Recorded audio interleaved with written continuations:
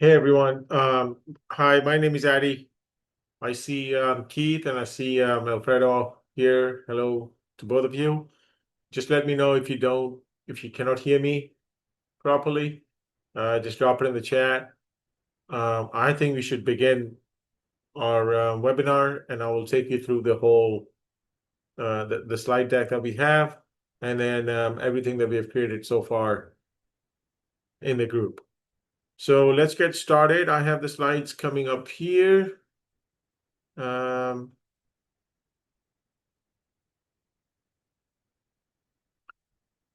So it's all about option selling successfully within my niche, within my forte, because I've been selling options for the last 8 to 10 years now, and for the last 3 or 4 years I've been really successful.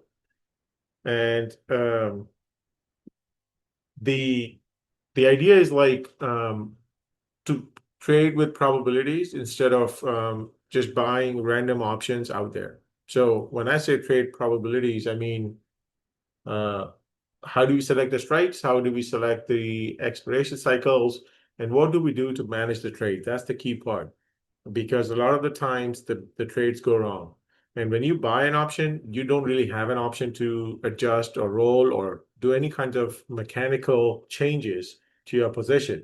All you can do is just close it out at a loss and then move on and do the same thing again. So here's another way of trading where I can show you in the next 1 hour that how I trade short options or selling options with 70% success rate and high probability and chances of making money.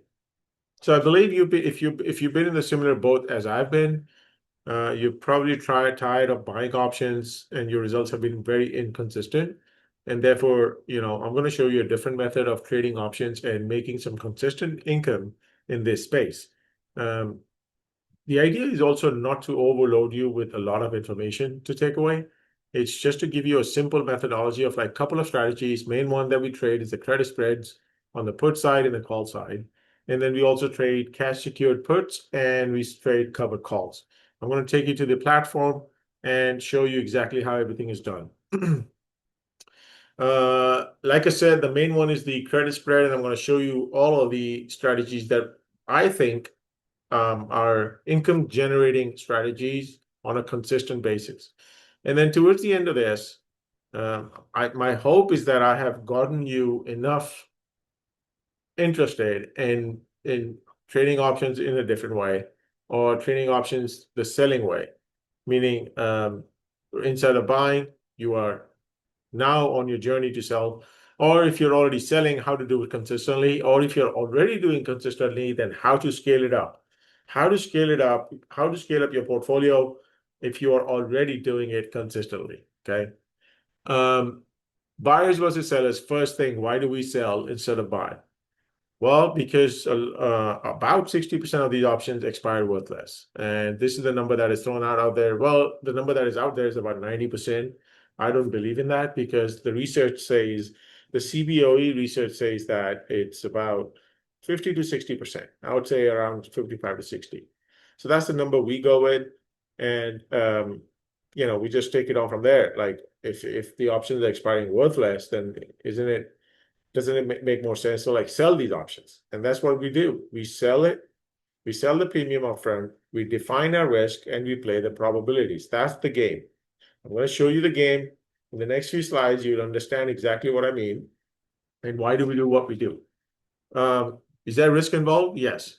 Do you have to actively manage this? No, because we give ourselves duration, meaning we go out for 30 to 45 days out. So we get enough time for these probabilities to play out in our favor.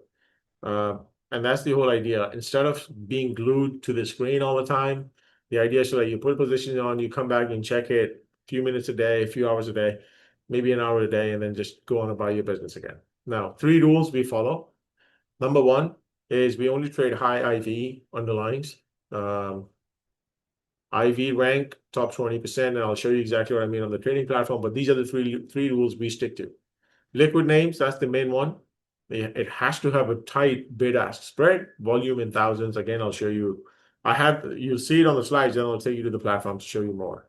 And then we trade small and trade often, meaning we don't over leverage ourselves.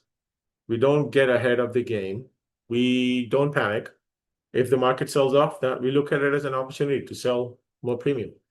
Okay, let's look at the bull put spreads. Actually, yeah, let's start with the basic. Seems like I have a message here. What's the message? Let's see. Audio good. Okay, thank you, Keith. So let me. Oh, sorry. Okay. Take you to the platform. Just go through the basic buying and selling of options, and this is my simulated trading account. So be wary of that. So I'm in the Apple ticker here, and let's say if I were to buy an option, I would not buy. Well, the idea is to like buy as close to the money as possible, because when we sell out of the money here. But when we buy, we buy at the money option. So anyway, let me just show you some examples of buying versus selling. Okay. And then we will go on to the spread side of things. So right click and analyze the trade. Now look, let me take out the stock position here. And I have bought a put spread. So this is how the put curve looks like. You have to change the expiration cycle to make sure you are matching the one that is here. Break-even point, break-even date is 6/7, and 6/6 is what we have. Okay, great. So now let's open this up a little bit so we can see clearly. Hey, Addy. Yes, hi. Are you sharing your screen right now? Oh, am I not? Oh, I forgot. That's a good point. Thank you. Yeah, no problem. Oh, I didn't even share my screen on the slides. Sorry, I was just going through them and didn't realize that my screen is not shared. Okay, these are the slides we covered. Let me just go through the slides again so you can just see what I meant. Okay. Anyway, there was nothing. Yeah, the three rules I mentioned. These are the three rules that we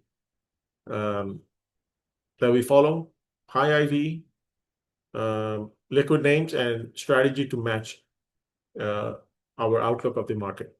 Okay. So this one goes into the bull put spread. I just wanted to go through the long put and the long call first, and then just show you like how things work. Maybe you already know about it. The premium that I'm paying right now is 285. You can see it here. And if you hover over this T line, you'll see the numbers on the bottom left. That's 285 plus the commission that you pay. I pay about 65 cents per contract. So that goes on top of it. Your break-even point then becomes from your strike, and the strike I've selected is like a $200 strike on Apple. Your break-even will then be added back, your premium. So the strike, the break-even point will then be 200 plus the 285 that you paid. So if you hover over this, a minus in the put, on the put side is the minus, so it's 197 something. I cannot get it exactly on it.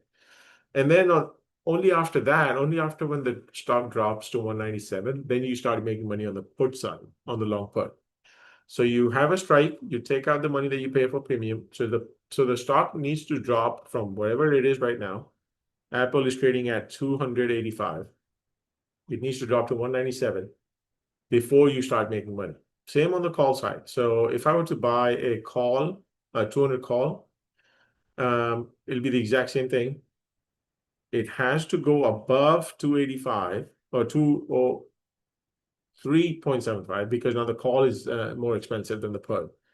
There is a what do you call it? There is a call skew in the positive market like we have right now. Well, it's not positive, but there is a positive drift. So there is some call skew on it, on the major stocks, on the major underlyings, major tickers. There's always a call skew. The calls are always more expensive than the puts. Now, if you look at the major indices like the SPX, the puts are more expensive than the calls. That's what you call a put skew. Why? Because people try to buy protection in the overall market. When everyone's trying to buy protection, and they go for like long puts, they bid up the price of the put more than they bid up the price of the call. So the major indices always have put skew. The major stocks and major other commodities have call skew. So just remember that. calls are more expensive than puts, and on the indices, the puts are more expensive than the call. So that's a long call. Now, let me take you through a short call example, meaning I'm not buying a call now, I'm selling a call. If I'm selling an at the money call, now this is called an at the money call because I'm selling the at the money strike. My strike is right where the stock price is. Usually we don't do that. This is just for illustrative example purposes right now. We go further out in time, further out in delta and sell the strike when we take our positions. But this is just for, actually, let me just take a strike that I would have taken if I were to sell, if I were to sell an option in this ticker, in this underlying, but I would not have done it at 7 days. So I would have taken a 49 days out cycle, and I would have taken also look at the open interest here. When I talked about volume and open interest, look at the thousands of numbers here. Bring the volume and open interest in your view on your platform. So you know exactly what you're getting into. Further out you go, you don't see much volume. You see that here?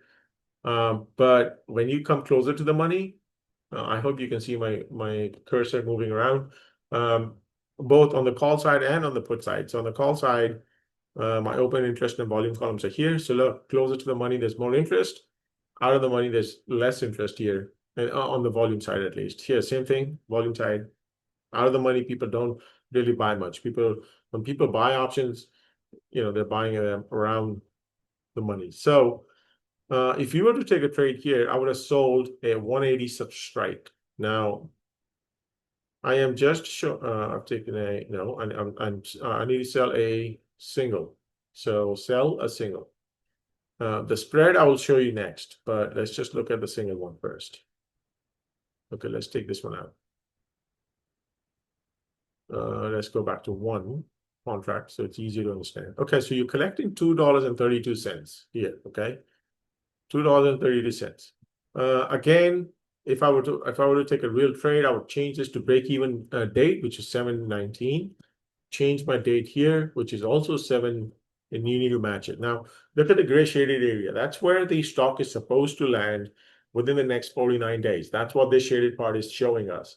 Based on right now, based on current volatility in this underlying ticker, based on the duration of the cycle and everything, it is supposed to land within the shaded area. And if it does, that means you have an 83% chance of winning this trade. Whereas if you were to buy this option, let me just show you the difference. You are selling it right now. Look at the buy option. Now look at the probabilities. Change this and change this to slices. Okay. Now look at the probability of the stock being in the shaded area. It's low. It's never more than 50%. If you want to go back here,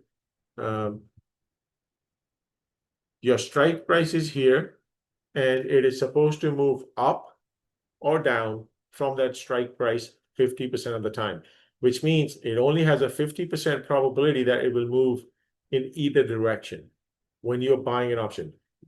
The way you make money when you buy an option is you need the underlying stock to move in a certain direction, one direction only, which is if it's a long put, you want it to move on the downside. And the probability of that happening is only 50%. You can look at the shaded area and then you look at the price here. It's right in the middle, right? Which means it only has a 50% probability of moving in your direction. Even if it does, you only get to your break-even point. The shaded area is not showing you that it will go beyond your break-even. So that's the big difference between buying and selling an option. If I change this to a sell,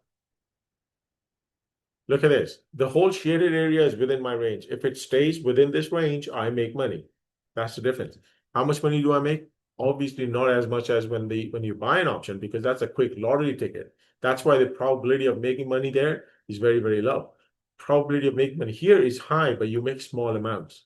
So it's imperative that we trade small, trade often, meaning we give ourselves always an opportunity to be able to get back in the market.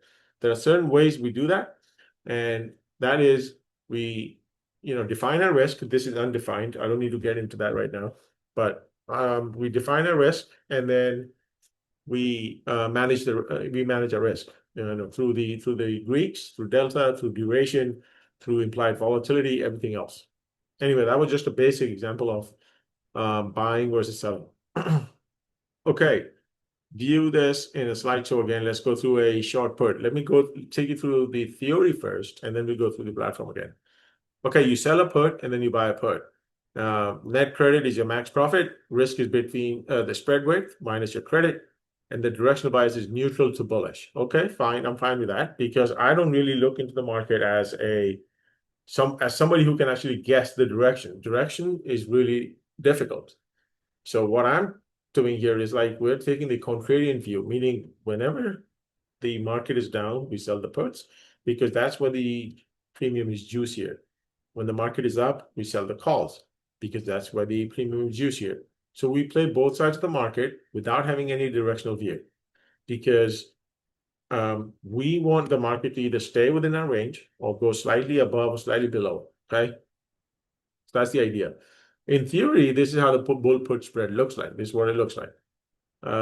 You sell a short put strike here and you buy a put strike lower, and the middle of it, this minus your credit becomes your break-even point, and then anything below this is your max loss, right? This is a max loss. You will not lose more than that. That's the idea for a bull put spread. Where's that? Where's the screen on? What's this? Why is this blank? I don't know. Okay. On the platform, I showed you what I look at. This is what I look at. I look at implied volatility. That's the number one thing. Then my short strike will then go onto a 17 delta pin, meaning I go onto the delta column, which is here, and I will pin my strike to between 17 to 20. 17 has been my sweet spot, so I take that. I don't go beyond 20. I don't need to because we get enough credit if you stay within 17 and 20. So there's no reason to go beyond 20 because I like to have a higher probability of profit number, meaning I like to see that 83%, 82%, 81%, the number 8 in front of everything else. So that's what I go for. OI should be in thousands, open interest. OI is for open interest, and look at the volume column. This is a /ES market, meaning this is the S&P 500 futures options market, which I will also show you on the platform. But anyway, these are the main things that we look at. Once we dial into these, then we go on and take a position. Okay. Here, for me, most of the time, I trade one strategy, which is 1, 2, 3, maybe, which is short puts, short calls, cover calls, and then short puts, and then cash secured puts. Why? Because it keeps me in check. I don't get confused. I keep it simple. I don't get frustrated with what the market is doing. I just look at the price action.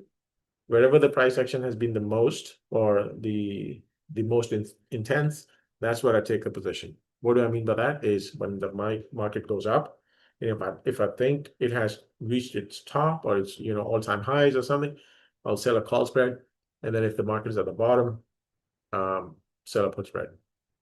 Again, we select the strikes between 17 to 20. Buy a strike at 12 to 13 delta. That's my go-to. The target is, again, like I said, 80 plus pop, 80% plus pop. Okay.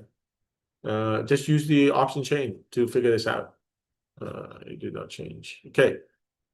Why is this probability in our favor? And that is because 68% of the time, the underlying, if the underlying is following a normal distribution, we have a 68 to 70% chance that it will stay within one standard deviation of its mean. What do I mean by that? When you look at the daily returns of a stock, and I thought I had it somewhere, I need to bring that up again. Let me pull up my Excel because I have the numbers in there and I forgot to pull that up before, so I apologize. Let me see if there's any chatting points here. I'm so new to this that I struggle with like figuring things out. Okay, there's nothing there.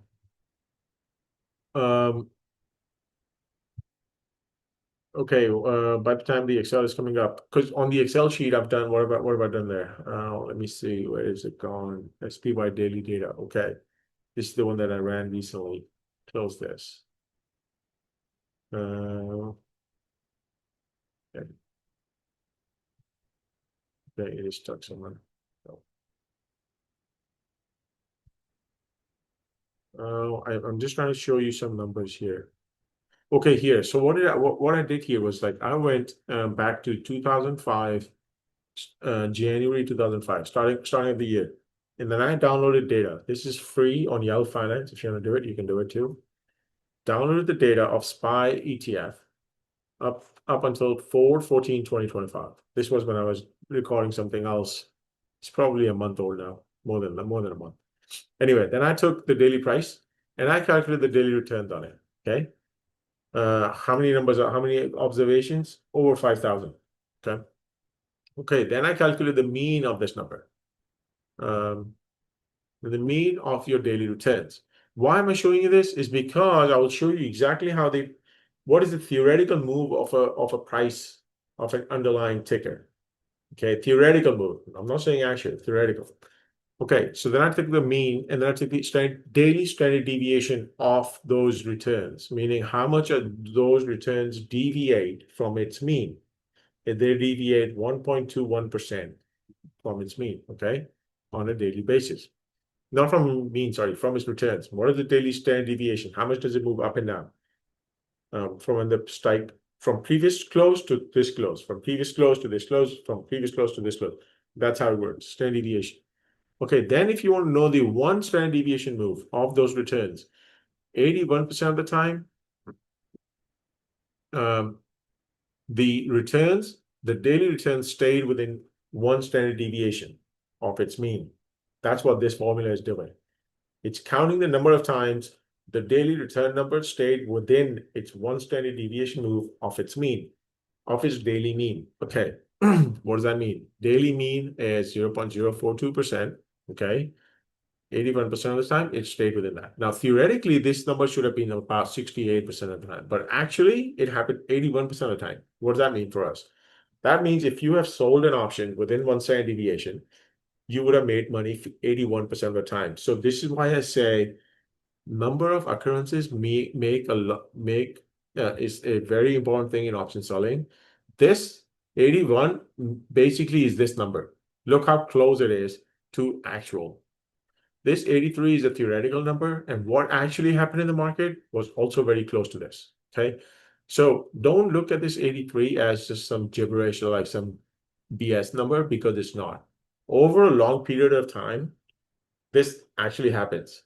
If you have sold an option at this point for that many times or for that long, you would have won 83% of the time, or at least 81% of the time in the actual market.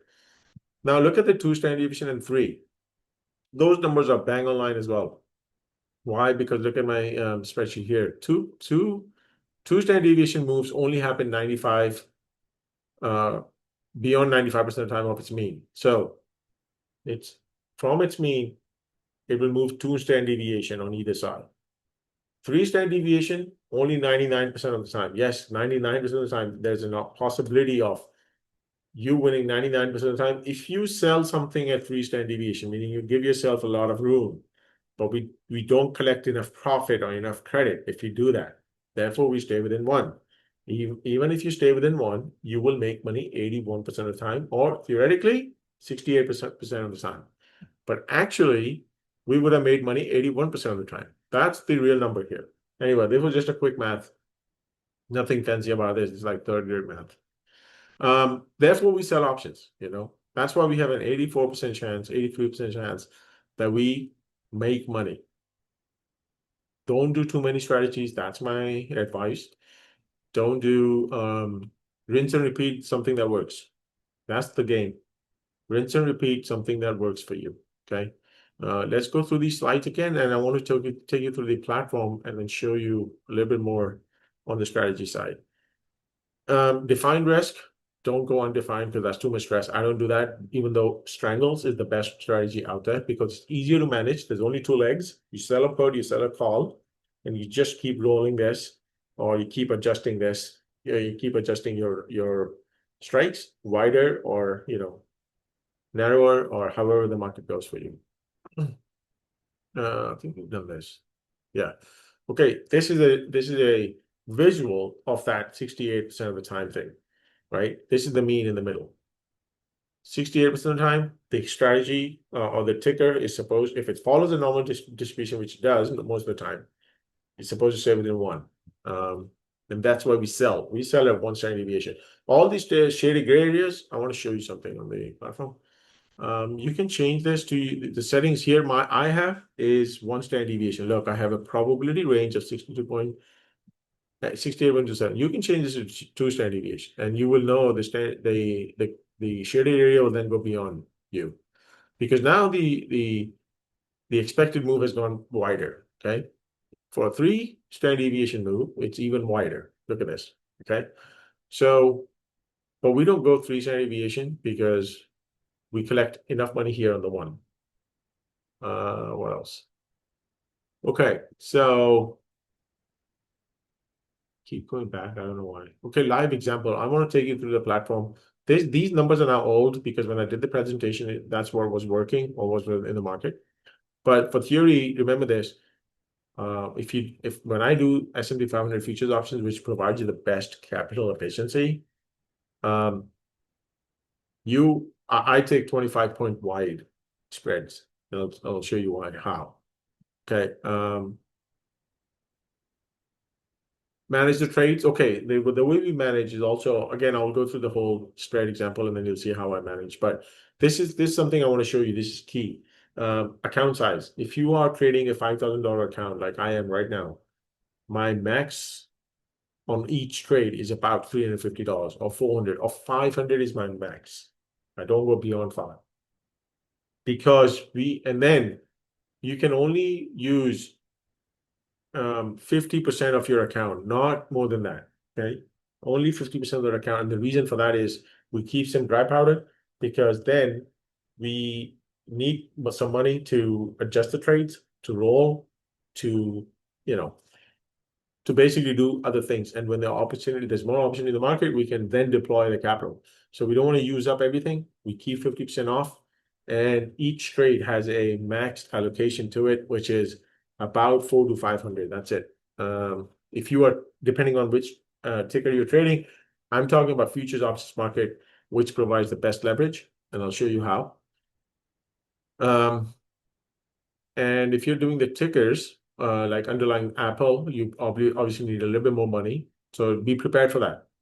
If you're getting into the market with trading tickers, underlying assets or stocks, individual stocks, then you need more money. Otherwise, with futures options, you can do with with a $5,000 account like how I am. Okay, one thing I want to check quick.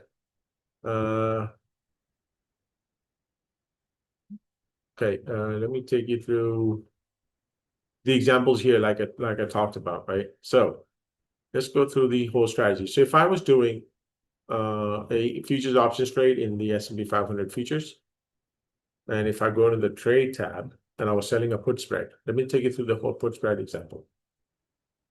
It's taking a while to bring up the data. Hey, Addy. Yes, hi.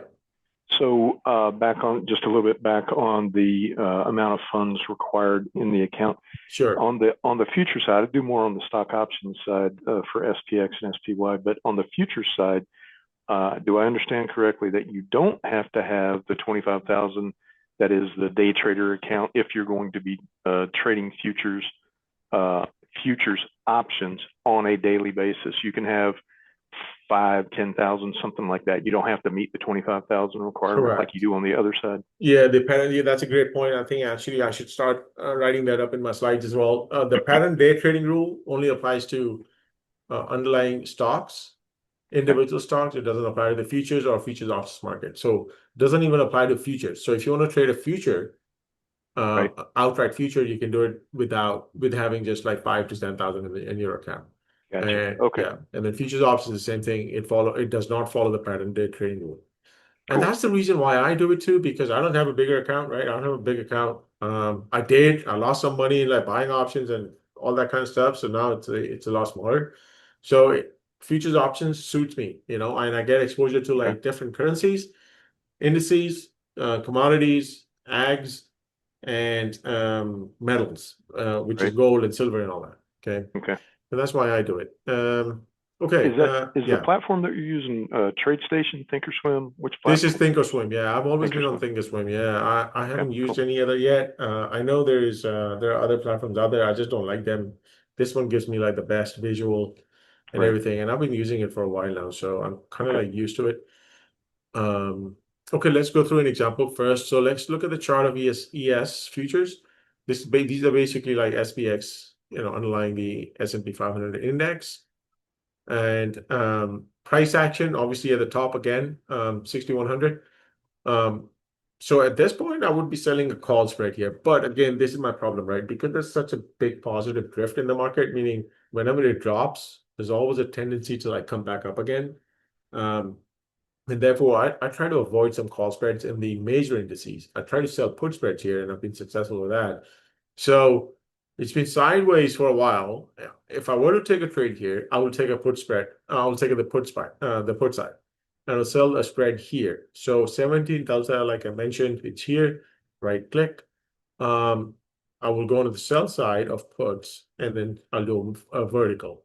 Again, going with like one contract. That's what I do. And then if I have to stack it up, then I'll stack up later. Um, Analyze the trade, and then let's look at all the numbers now. So this is how I set up a short put spread in a major index, right? Break even is 719, perfect days to expiration. I get peace of mind. I don't need to really do much until it starts reaching my some level of some points in my head.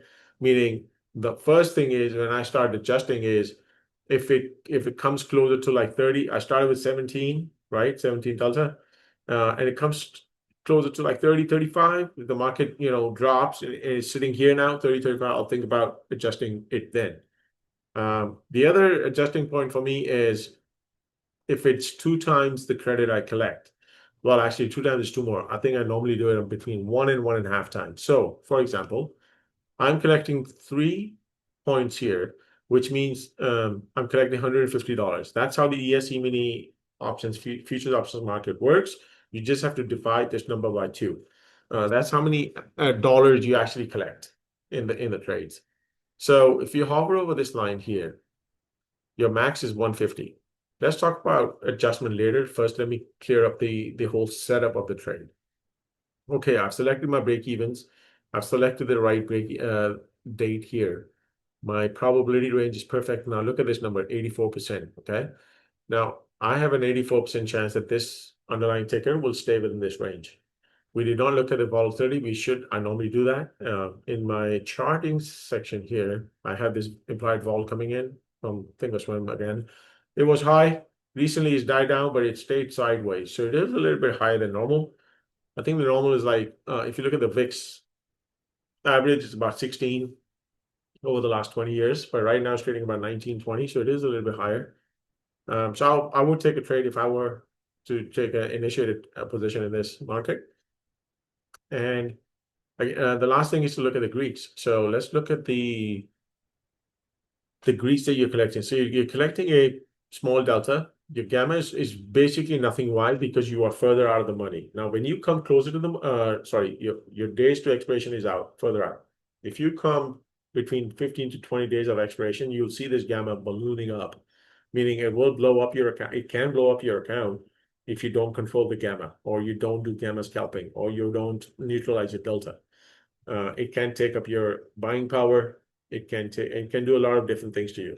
So gamma is currently basically nothing. I don't need to worry about this gamma until the trade gets closer to 20 days to expiration or 15 days to expiration. That's when I start getting worried about gamma. But we don't really leave it that long. We have if the trade comes in, we take profits and we move on. We redeploy, and if it doesn't come in and we have to adjust, then depending on how many days I have left in this cycle, I'll either adjust here or I'll move it to the next expiration cycle. Okay. So Addy, Yeah. so is gamma, is it the days to expiration that you really look at, or is there a threshold of gamma that you're really watching for that if it goes beyond, then you will make an adjustment, or is it both? So that's a good question. I mean, my first go-to point is to look at the days to expiration. So the closer it gets to expiration, about 15 days, like I said, 15 to 18 days, that's when gamma starts building up, right? Okay. And then it builds up so quickly that you will not be able to do anything with it within this cycle, because now you don't have enough time. If the market is moving against you, if the market is in your favor, then obviously you don't need to worry about the gamma part, right? Because the market is already moving in favor of you. Right. Because gamma will then kick off your delta position. It will move the delta quite, with speed and intensity as well.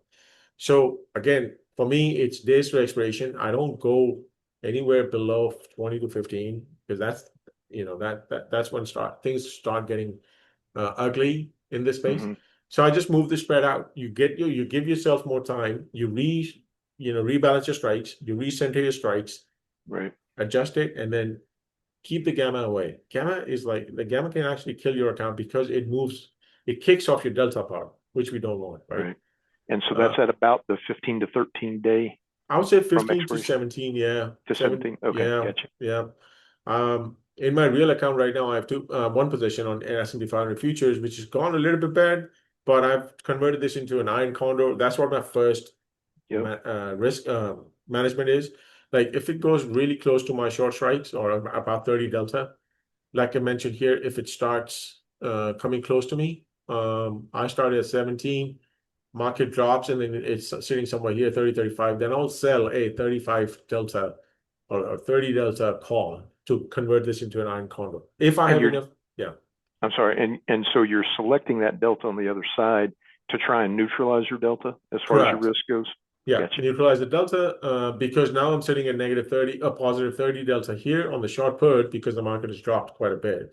So I'm selling a 30 delta here on the call side to neutralize the whole position. Because now I'm in defense position, because now Right. I want to get back to break even and see how the trade goes for the remaining of the period. But it depends whether I have more than drop. My first check would be to see how many days have I got left in this cycle. If I have more than Right. 25, I will adjust in this cycle. And then if I don't, then I'll just move it out to the next cycle and then just sit there.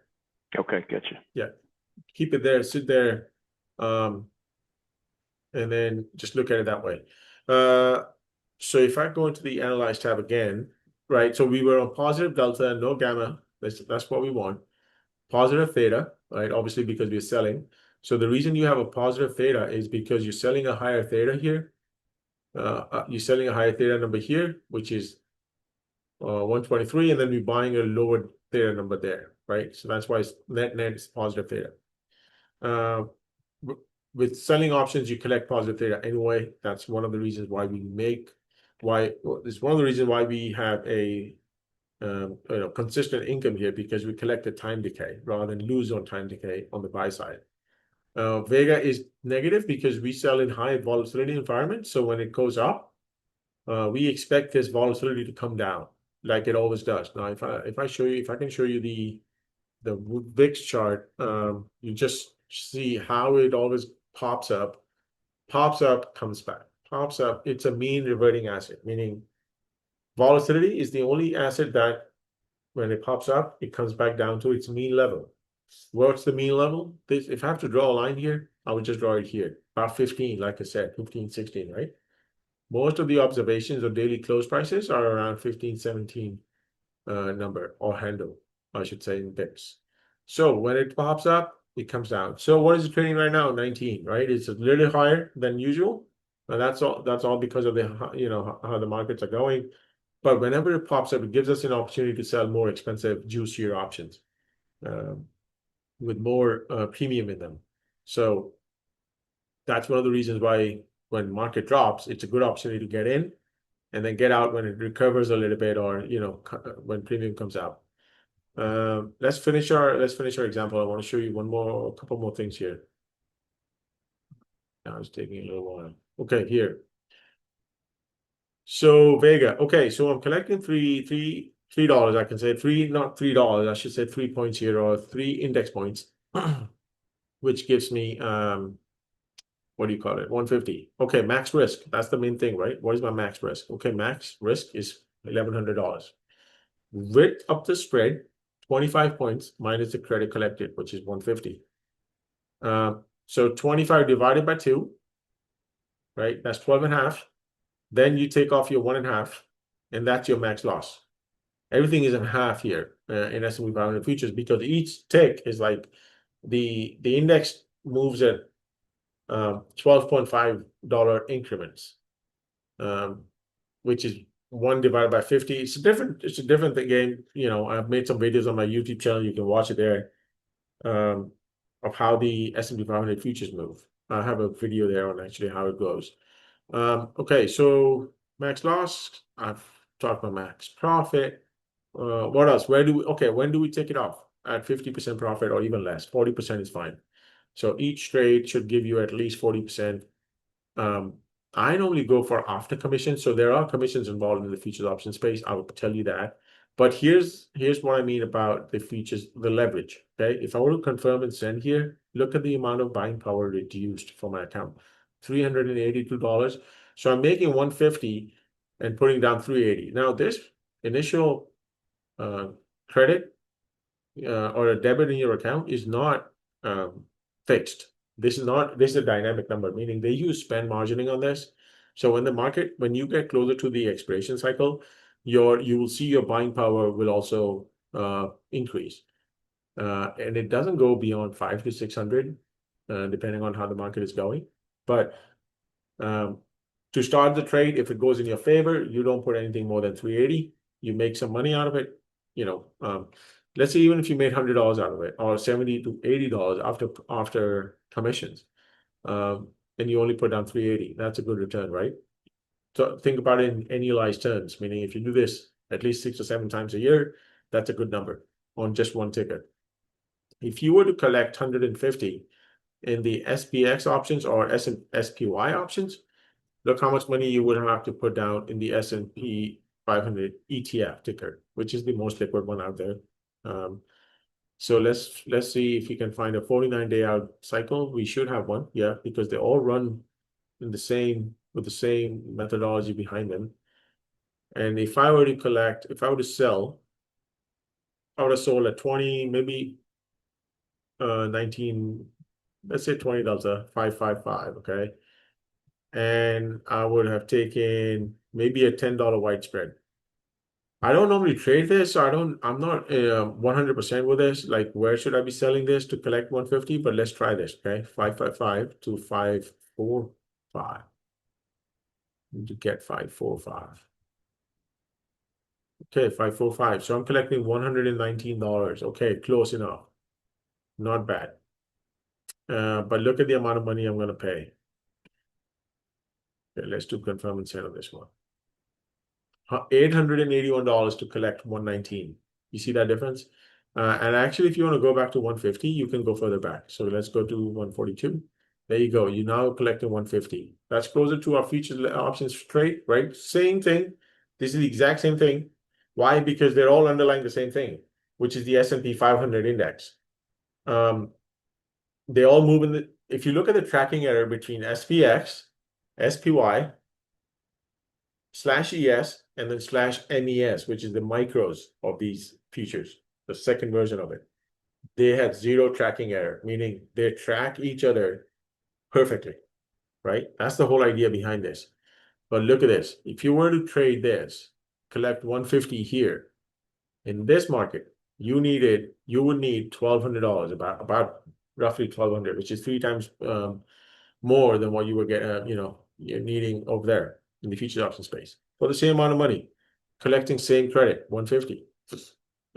Anyway, and that's the reason why now you have futures for major indices, major commodities, major currencies, right? You get about 10 to 12 tickers here in the futures option space, which can give you the overall exposure you need. You don't need to go into individual stocks because you'll be putting out more money to get the same exposure. Because if you want to trade Apple or any tech stock, go take QQQ. Look at QQQ. That will need more buying power, more everything. But if you do the NQ version of it, which is the Nasdaq 100 futures options or the futures market, you get the same exposure, but with 3 times less buying power. Hey, Addy. Yes. I know just straight up futures are mark to market each night, but the futures options are not. They more function just over the life of the contract until you exit the position, right? They're not so quote unquote mark to market each night or a value assigned, I guess, each night and your account adjusted. It's more like the other side of options, which is just the stock or the ETFs, right? Yeah, so yeah, you're right. So futures are marked to market each night. But what I've noticed in the futures option space as well, because the underlying asset is actually the future, they do give you that theoretical P&L like a stock P&L or any other ETF P&L. Right. So will they take money out and in from your account? I don't think so. I think you're right. They don't do it until the whole trade is closed out. Right. Right. But theoretically, they do give you the numbers. Like you know exactly what your P&L is, at least the theoretical P&L. So And if you, yeah, I'm sorry, is it the case that if you were to allow a future option to go to expiration, would you be put in a position of the would you be put in a futures position yes, as the future being the underlying, that right? is correct. Yeah, you're right. Okay. So because the underlying asset is a future, you will be put a future. You will be assigned the future. Right. But so here's the thing. With the major indices, SPX is a cash settled index. Hmm. So you cannot be assigned SPX, right? But with the futures options, yes, you can be assigned futures. With a gold future, you can be assigned gold. With oil future, you can be assigned 1,000 barrels of oil, and all that kind of stuff. But that's not the scary part because your platform stops you from getting anything assigned because they force you to like close the position out or move the position out in time. That's So what I was about to ask, is yeah, early assignment, and is that possible? And you'd have to take possession of the underlying or the correct. actual commodity and things like that. So what you're saying is that's not the case, that the system, if you will get you out of the position or force you out of the position Yes, early because of early. risk management. Yes. They don't let you. So Schwab or Toss, Thinkorswim, they don't let Right. you take delivery of any futures because then you need a lot of money. Because think about 1,000 barrels of oil, where will you Yeah. put Yeah. it? You know, all that kind of stuff. So yeah, they don't. And then with the underlying stock, though, you can take position and then take Right. delivery and all that kind of stuff. Right. Gotcha. Right. Okay. Okay, great. So this is the future example. Now, what I did before we started the webinar, I went in here and I just bought 100 Apple stock. Look, my buy price is like what, 200? That's what I bought it like 10 minutes before market's closed today because I knew that when we would be doing the webinar, the market would be closed. So I wanted to show you the call position um, on this stock. So futures are fine, put spread is fine. I'll show you the call spread later quick. But here I want to show you the cover call. If you are owning a stock, if you own a position, meaning you own some underlying asset and you want to collect some income on it. So let's say if I were owning Apple, right? 100, I had 100 stock in my account. How would I collect income on that thing?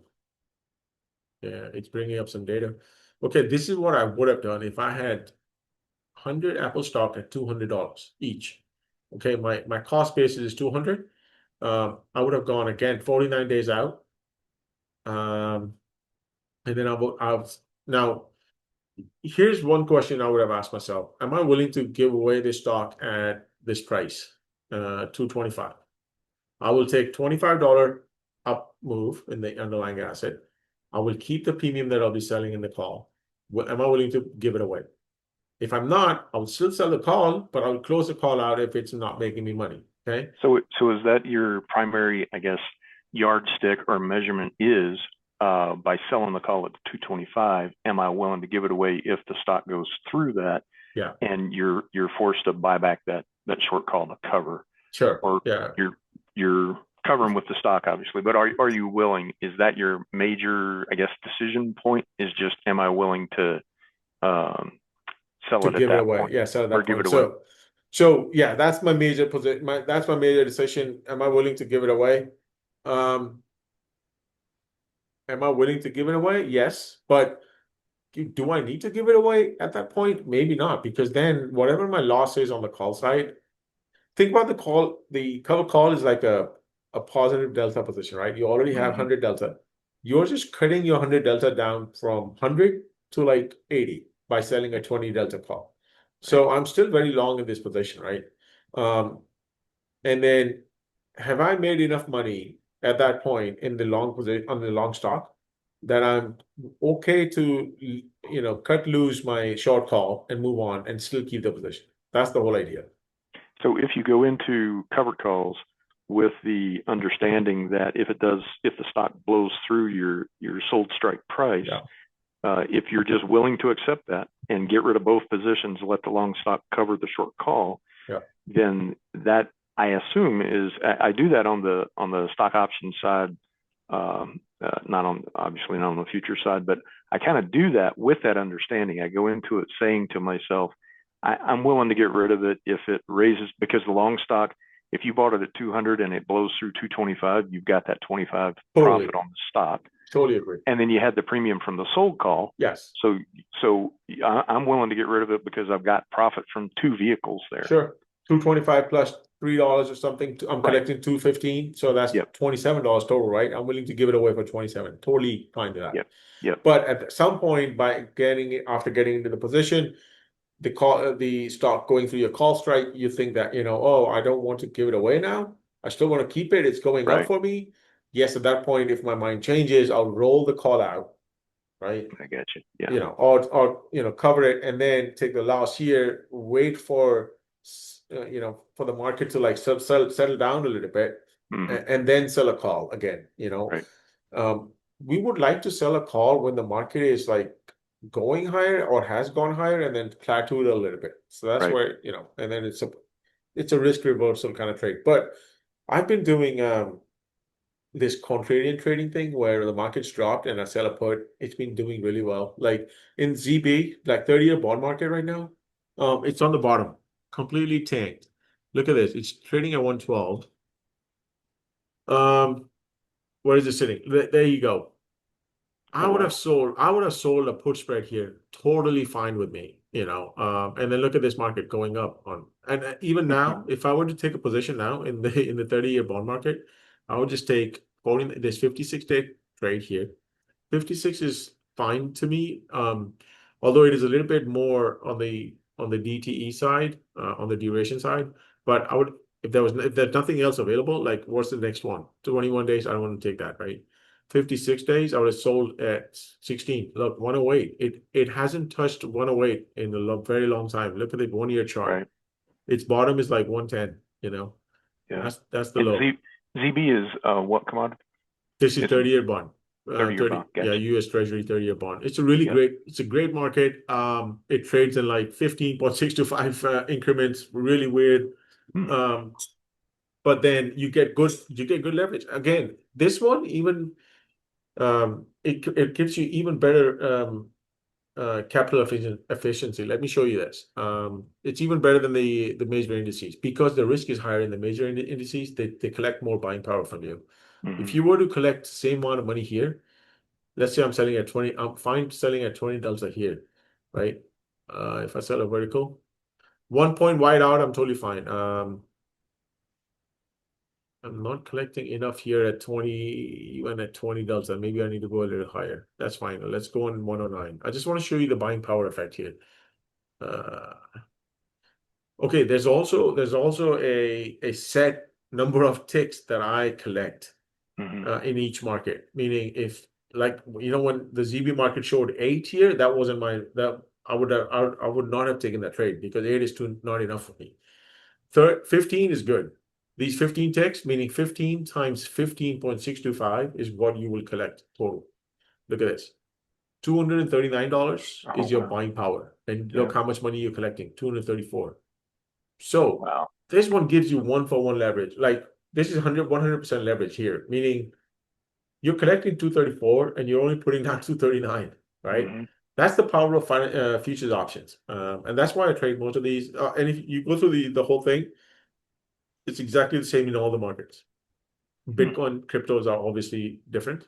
They ask you for more money, but these markets, great vehicles to like take exposure and you know make a trade. Okay, what else? We're coming up to the end of it. I do need to get off and like go to a school run, but any more questions for me? I don't have any right now. Okay, great. Before I let you guys go, I do want to show you something that I do have a full 5-day trading cohort that I run on this one for like whoever wants to join and like learn more about and go deep into these things, like how to manage and put a live trade on, and then learn. I will put it on the show notes. I mean, we will be sending out the recording of it. Mhm. Just take a look at it, see if if this is something that interests you, and then I hope to see you there. Okay, sounds good. Yeah, send that information when you send that email. Because I've traditionally I've never even messed with futures or futures options. Oh, you haven't? Okay. Yeah, and so Great. but Yeah. I'm liking the fact that if I have $1,000 or a 10 point spread on the option side, and I got two for it, there's 800 that is the I guess what they're going to lock. But on the future side, it appears to be that buying power It's great. difference is Yeah. amazing. It's amazing. So It's 3 times better. So what that means is like you can put 3 times as many trades, right, yeah, exactly. as you can in the underlying tickers or the individual stocks. So that's the power of futures options. So and that's what Cool. I normally do and what I teach. So take a look at it. Let me know how it Okay. goes. All All right. right. Will do. Thank you, sir.